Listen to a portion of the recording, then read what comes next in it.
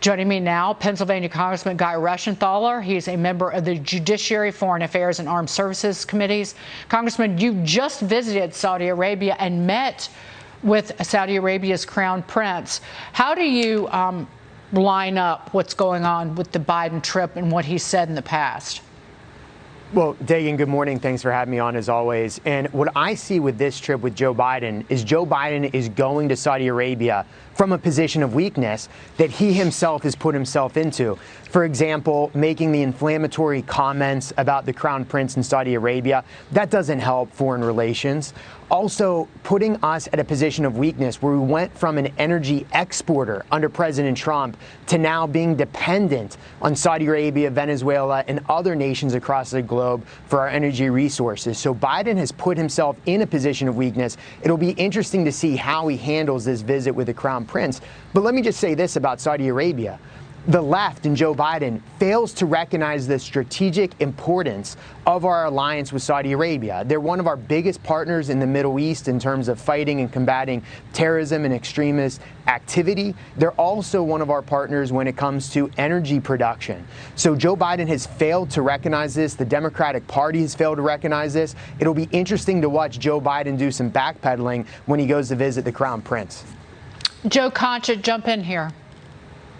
Yeah, Dagen, Congressman, words matter, right? And this is what Joe Biden also said as a candidate when running for president in 2020. Quote, Jamal Khashoggi was, in fact, murdered and dismembered, and I believe on the order of the Crown Prince. And I would make it very clear we are not going to, in fact, sell more weapons to them. So then as president, Joe Biden turns around and sells something like $650 billion of weapons to Saudi Arabia. So I just can't understand how the Washington Post can accept an op-ed from Joe Biden defending his trip, the same Washington Post that employed Khashoggi. What utter disrespect to this man who was brutally murdered at that embassy in Turkey in 2018. So my question is, do you think, Congressman, that one man shouldn't, in Khashoggi, dictate if we sell weapons to Saudi Arabia or accept oil from Saudi Arabia, or is it that important where we should be taking a stand on some level? Well, I'm not going to make any excuses about Khashoggi, but our relationship with Saudi Arabia is much bigger than one incident.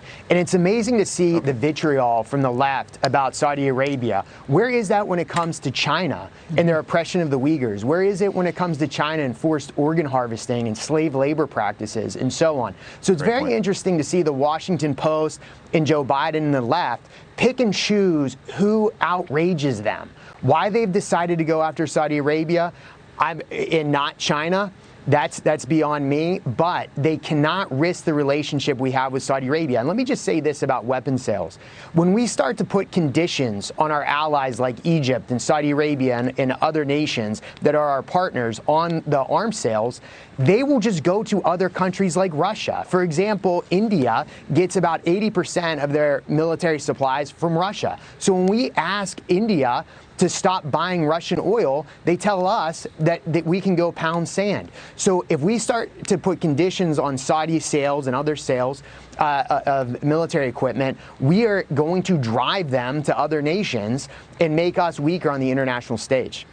Right, and when we talk about China, how about President Biden actually pressing Xi Jinping and China on the 1 million Americans dead from COVID, the nearly 6.4 million people worldwide dead from COVID? We still don't have any idea about the origins of that deadly virus. Meantime, President Biden blaming you, Congressman, the GOP, any Republican, I suppose, for soaring prices. He tweeted this: Republicans are doing nothing but obstructing our efforts to crack down on gas price gouging, lower food prices, lower health care costs, and hopefully soon lower your prescription drug costs. And then, of course, Biden, when he was running for the presidency in 2020, said the exact opposite. He said, and he tweeted it, so he put it in writing, unlike this president, referring to President Trump, I'll do my job and take responsibility. I won't blame others, and I'll never forget that the job isn't about me. It's about you. Congressman, what say you?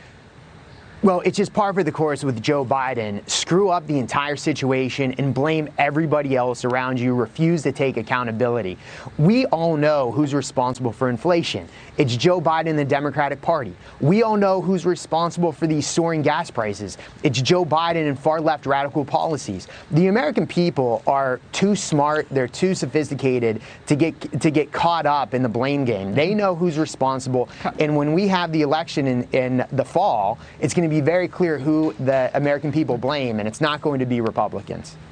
Congressman, I'll also add the Federal Reserve mightily responsible for inflation, but Joe Biden now owns that because he reappointed Jay Powell for another term. He could have jettisoned Powell, didn't do it. Congressman Guy Reschenthaler, thank you so much. Always. Thank you, Dagen.